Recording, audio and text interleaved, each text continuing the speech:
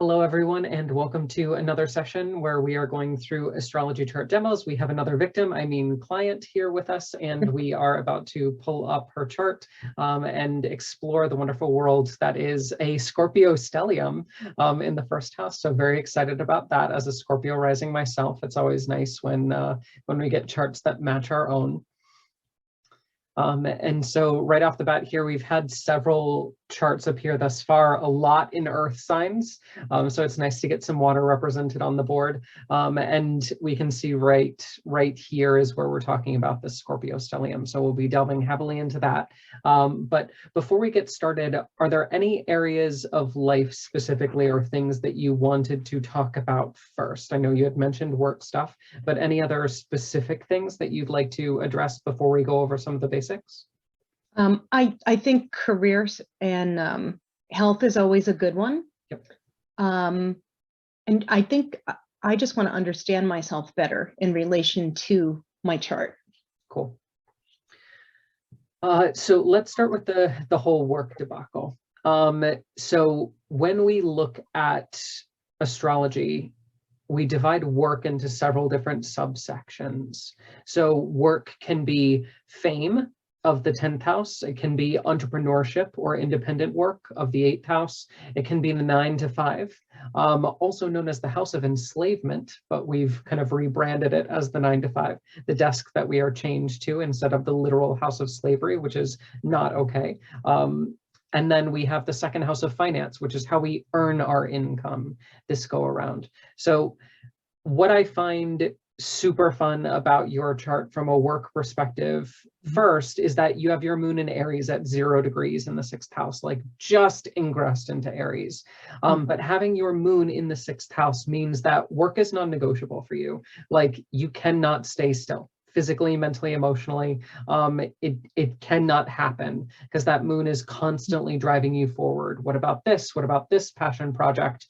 And really just kind of poking and prodding you with that fire of Aries to stay busy.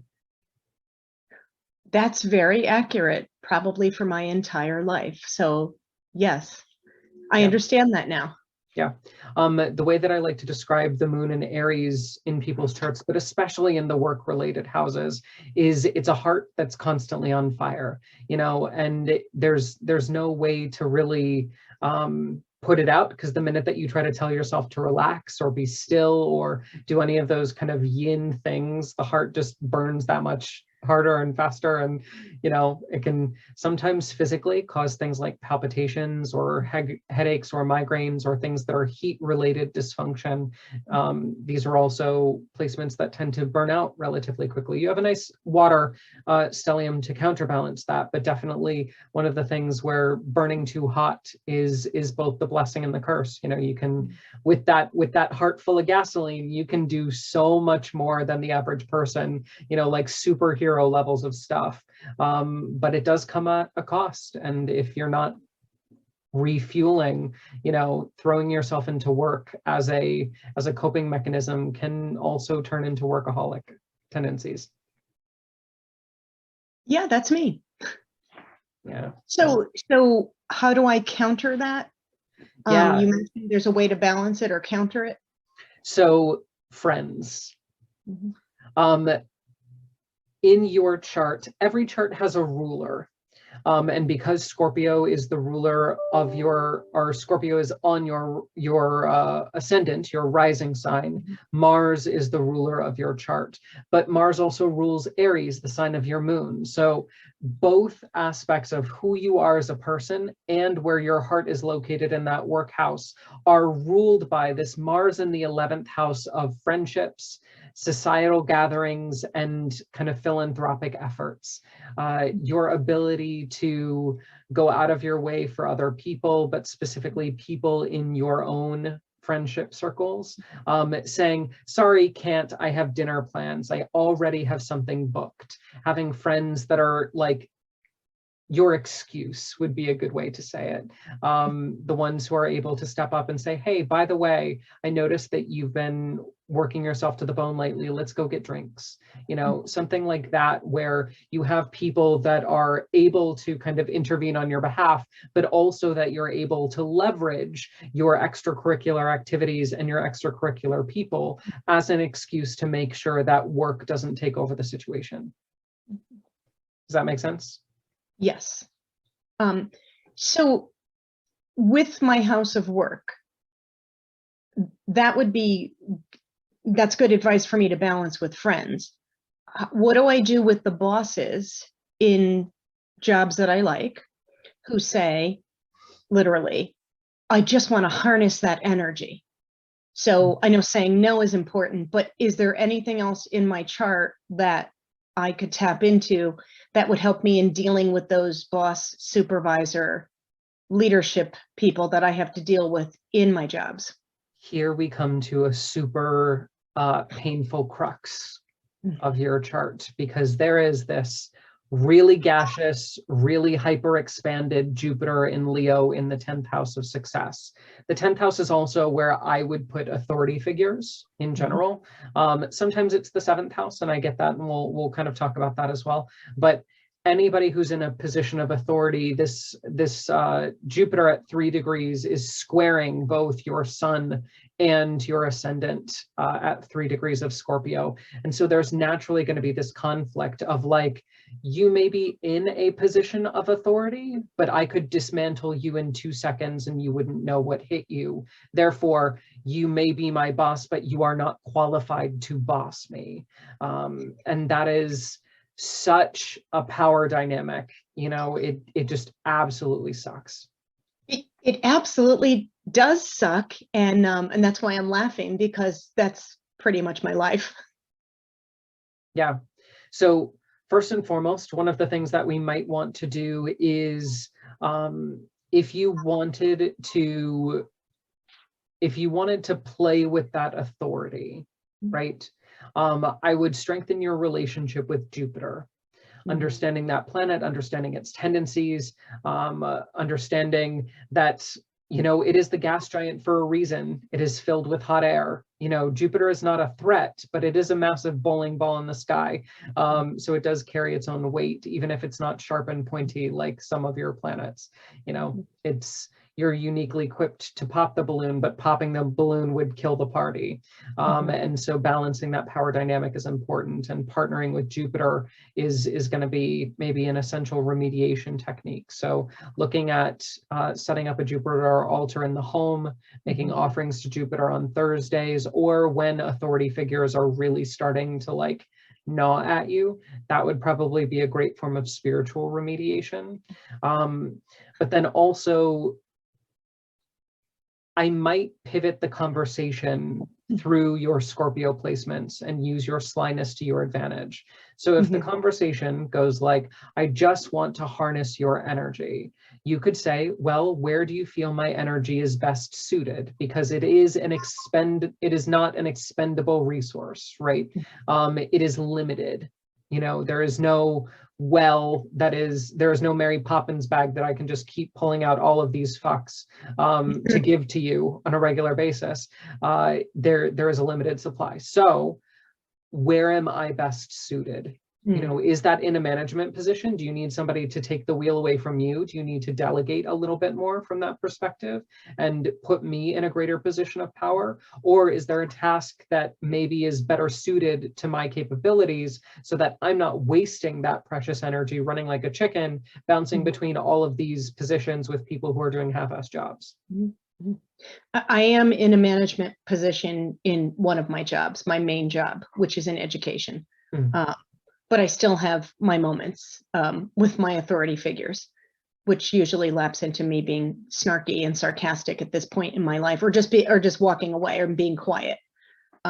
So basically, I would make offerings to Jupiter every day, I think, to deal with it. Yeah, and when you understand the burden of authority and the fragileness you know, that is somebody in a management position, Mhm. it's your job to kindly remind them that you are not a resource, you are a human being, Mhm. you know, and if you come at it from a snarky, defensive, Mhm. don't touch me perspective, that can make you seem spicy and Mhm. unmanageable. Mhm.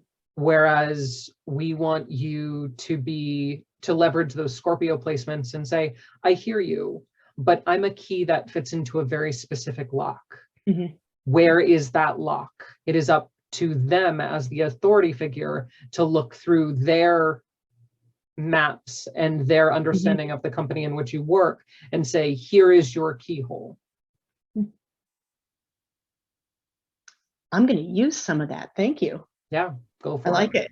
Yeah. Yeah, I wish I knew this 20 years ago. Scorpio, because it is fixed, Scorpio is very, very much one of those signs that is about prying into things, but prying into one specific problem at a time. Scorpio doesn't do multitasking.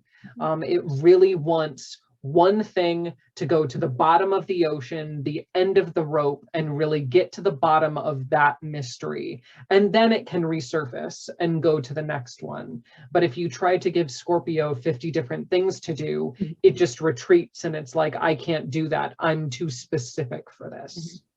Actually, I do multitask constantly. I'm going to guess that's when you're going to talk about Virgo in my chart.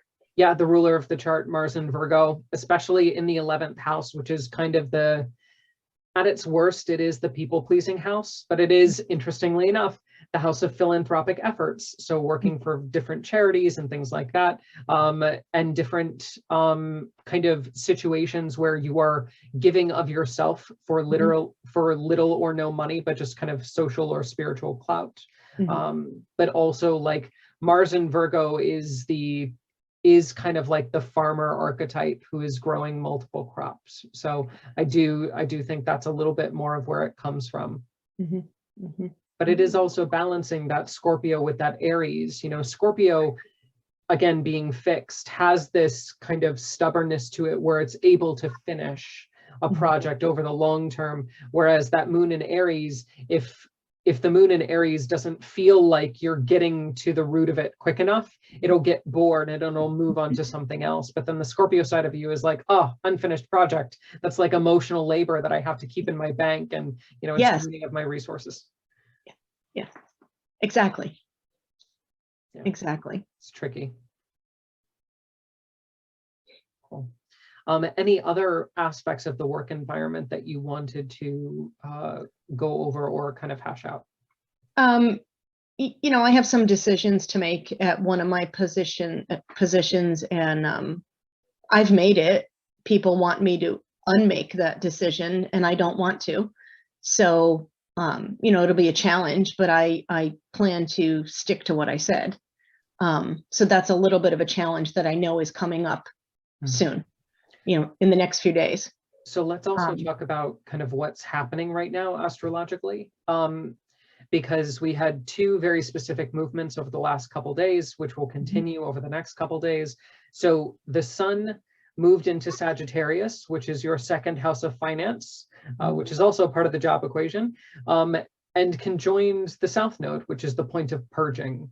So as an example, we are both Scorpio risings, meaning our houses are the same. So what that looked like for me was going to the bank, canceling a checking account and eliminating somebody who was on my business account that shouldn't have been on my business account, and doing things of a purgative nature in that regard, you know. But for you, making job decisions and making financial decisions of a purgative nature is kind of how that's manifested. Now, Mercury, who rules your 8th house of entrepreneurship and your 8th house of business and investment, also just moved into the 2nd house of finance today, and will conjoin the South Node over the next day or so. So now is not the best time to be giving final answers until that dust settles. Because right now, you're done. Like, you absolutely, like, ego is done, mind is done. In the house of wealth and finance, you're willing to sacrifice it all and let the baby out with the bathwater at this point. And that is not the best time from a place of lack and depletion to be kind of making core decisions. So I think giving it time, and making sure that you're not speaking for the stars, you're speaking for yourself, you know, and that you're not just echoing transits, you're actually, you know, stepping up to the plate and saying, besides what's happening astrologically, this is my decision. Yeah. I made the decision hours before the lunar eclipse last week, but it's a decision I've been coming to for a long time. I took action, I should say it that way, right before the lunar eclipse and full moon. Yeah, which was at 26 degrees of Taurus and Scorpio, which is right over your Mercury ruling your 8th house of business. So that and your 11th house of friendships and all that jazz. So that's pretty on the nose with that, but that's a personal shift, not a work shift. So it's interesting to talk about how we split hairs in astrology, and the fact that you're done, but because you're done, your work is done. And that being a really interesting distinction, because how we would read for that is also different, because at that point it's not a work issue, it's a you issue. You're transforming. Your job has nothing to do with it. The job will always be the job, you know, but something changed in you, not your work. Yes. Yeah, so that's important. Good point. Let's talk a little bit about life purpose, and maybe kind of shift into that realm to discuss what the major lessons are and maybe how that will inform your career decisions moving forward. So the way that I like to talk about life purpose in regards to the North Node is that when you decide on a profession, astrology really doesn't care. Astrology says you'd be really good doing these things. You might make more money doing these things. But in regards to life purpose, I tell my clients, you know, you could be a bagger at a grocery store and fulfill your life purpose just as much as you being a CEO of a company, or halfway across the world, you know, hiking through a mountain range. Like, astrology doesn't really limit our life purpose to a profession in most charts, but instead it's a general feeling. And for you, we have the North Node in the 7th house of relationships. You are here to master connection with others, and not just any connection with others, deep and intimate connection with others. And that's kind of the bag that you've signed up for. That's your lot in life from that perspective. It does get tricky, because the ruler of your North Node and your 7th house of relationships is Venus at 29 degrees in the 12th house of hidden enemies. And that, for, as again, a Scorpio rising who has that same setup, except my Venus is in Taurus, not in Libra, but same rules apply. It's the idea that you will constantly be surrounded by relationships that have a lot of work to do. And not just the average amount of work, like everybody's got their baggage, but like people who are genuinely fractured, you know? And that is not a reason to love someone less. That is not a reason to do things differently, but it is something that you have signed up to specifically learn how to navigate. You know, a broken person is not less of a person. In fact, they can be more of a person at certain times, because they are vulnerable, because they are at their truest self when they're in that position.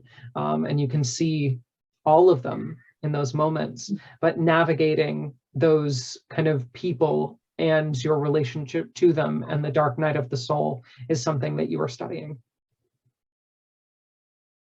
So this is why I want to save everybody all the time, or I have throughout my life. Yeah, savior complex is kind of one of those things. It's also like having the ruler in the 11th house, like everybody's your friend. Everybody, besides the suspicious Scorpio voice in your head that's like, nobody's my friend, trust no one. You know, it's a very philanthropic placement to have the ruler of your chart in the 11th. It gives you that people are genuinely good, they are genuinely good-hearted, you know, love your neighbor, that type of stuff. What always makes me, I'm an optimist, even if I don't appear to be one, Right. because I always think that people are ultimately good until they show me otherwise. Yeah. And even then, it's the distinction of that person may have made bad choices that has temporarily turned them into a bad person, but once they kick the bucket and their soul ascends or whatever happens in the next kind of hereafter, they return to being a good person. Like that good core never gets extinguished. Give me lots to think about. Yeah. But if we wanted to choose a position that's just going to make you money, you actually have a really strong aspect for fame in your chart. Jupiter, who rules your second house of finance, is in your 10th house of success in the sign of Leo. Normally, Jupiter in Leo is a super grandstandy placement. You know, it's very holier than thou. It's very too big for your britches type of energy. But if that's how you make your money, you would do really well as an influencer. You would do really well to kind of manipulate the masses and let those more sparkly bits of you shine. So what you're saying basically is I'd be a great cult leader if I chose to be? You would. Oh, You would. wonderful. Okay. Especially because all those Scorpio placements, you're great at keeping secrets. Good to know. I'll make a note of that one, Sam. Yeah, and this could be something from a more simple perspective. Like if you are going to choose a profession, let it be around something that's a little bit more public, like PR, like HR, like marketing, something where you're out in front of the public, you're dealing with people and you're mitigating the masses, because that is where a lot of your financial revenue will start to flow in thanks to that Jupiter rulership in the 10th. Good to know. Okay. I have to like people then. I'm kidding.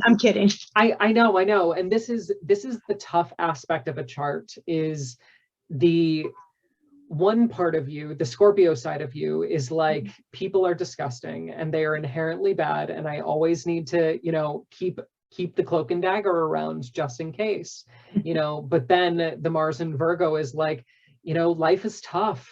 Life is not easy. Cut people a break. They are genuinely good, you know, and let's all work together and kumbaya it out, man. You know, that's kind exactly. of, it's quite the juxtaposition. Yeah. All right. Cool. I mean, maybe that's why I'm an extroverted introvert. I don't know. Yeah, I'd say that. I think the extroverted side of you is definitely that Mars and that Moon in Aries, the heated placements of the chart, whereas that stellium in Scorpio is just, it's so deep, it's so watery, it's so intense and behind the scenes. Wow. All right, I'm learning a lot today. This is very in-depth. Good. So let's talk about that Scorpio stellium, shall we? Yeah. So when we have 3 or more planets that gather within a specific sign, we normally call them a stellium. And it's not good, it's not bad, it's just you've decided to put a majority of your eggs in this energetic basket, right? And the first house is the house of the self, the house of the body, yeah, and just your personal identity. Having the sun in the first does give you a little bit of a self-confidence boost. It does align you with your ego a little bit. Having the sun and the ascendant, 2 of the major kind of indicators of personality in the same sign within like a little bit less than a degree of each other, really does staple you as a very strong Scorpio, what we would call a double Scorpio, because you have 2 of your top 3 in that sign. Then we have the north, or the south node here, which is opposing the north node. the South Node, as opposed to the North Node, is where we've kind of been there, done that, bought the t-shirt. It's the lessons that we've already learned. You've already learned how to be deep, dark, and mysterious. It's not something that really is something that you need to be tutored on. But instead, the South Node is also known as the point of purging. And when we see the natal South Node in the first house, this can make the early years of development, especially physically, very difficult.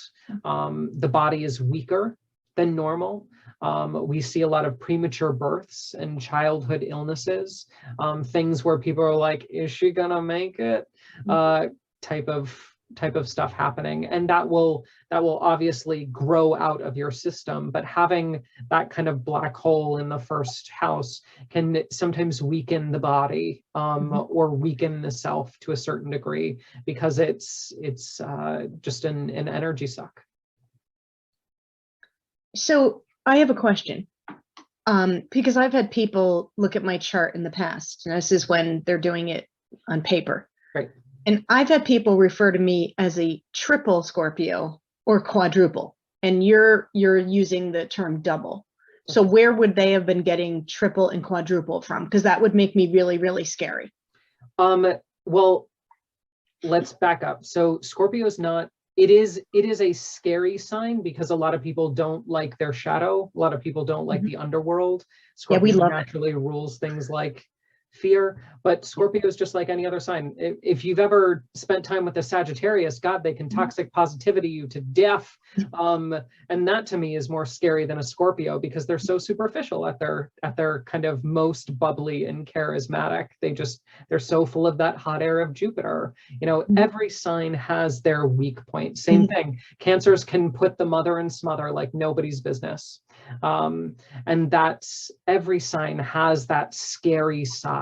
So having more planets in something like Scorpio or any sign, it's not good or bad. It's just, it gives you an extra dose of that energy. I'd say maybe because you have all of these aspects in Scorpio, they weren't necessarily referring to your top three, your sun, your moon, your rising. Normally we can't have a quadruple anything because there are only three major placements, but they could have just said, oh, you're a triple or quadruple Scorpio because you have sun ascendant and Mercury, or sun ascendant Neptune. Okay.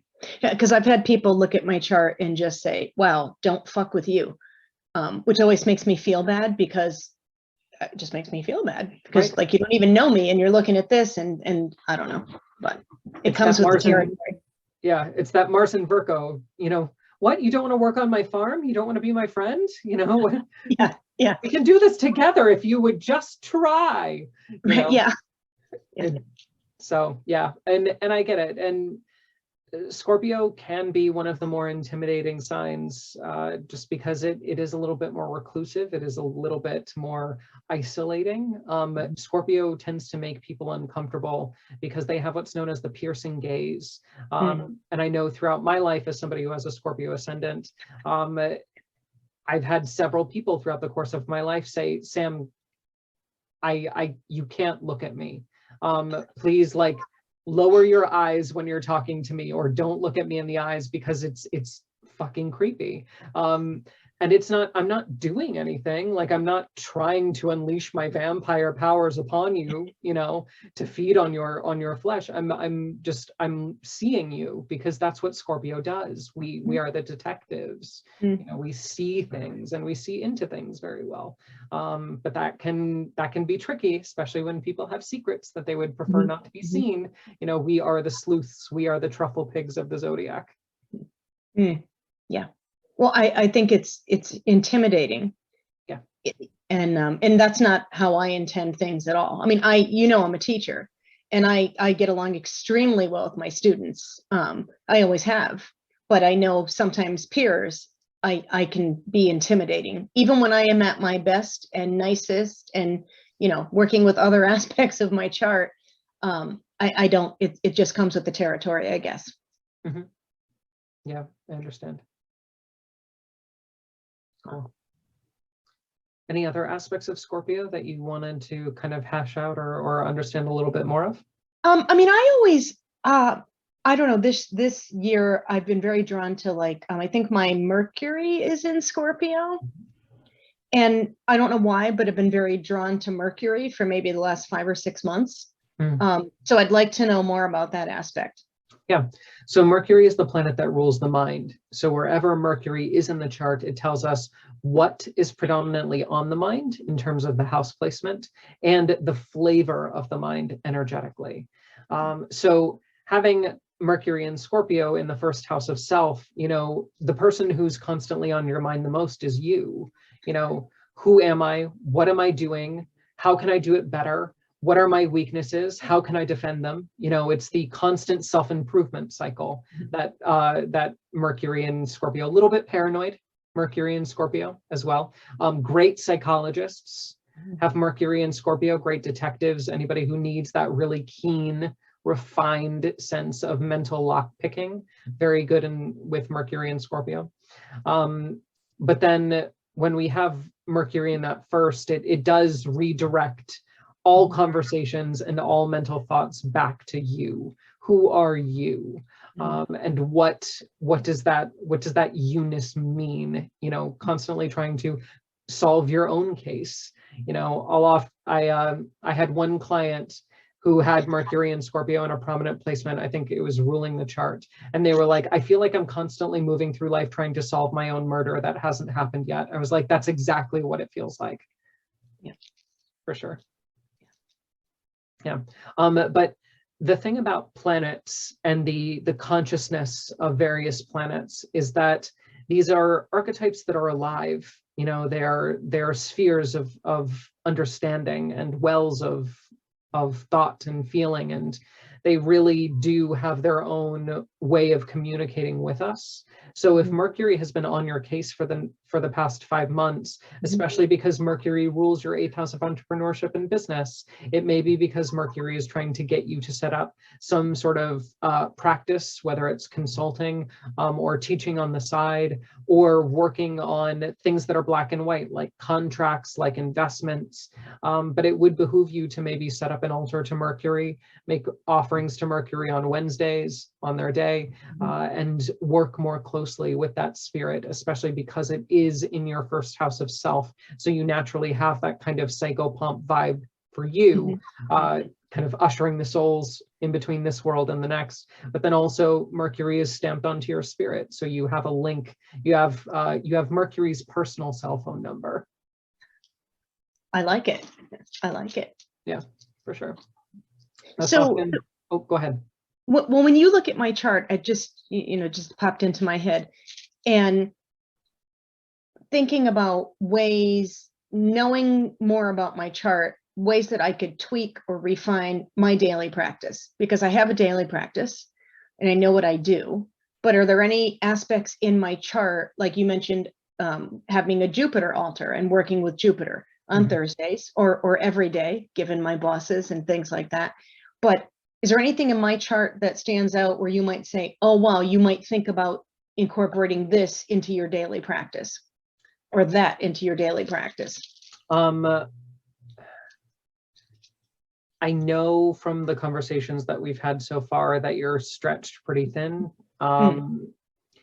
So I'm hesitant to suggest this. You can suggest. Okay.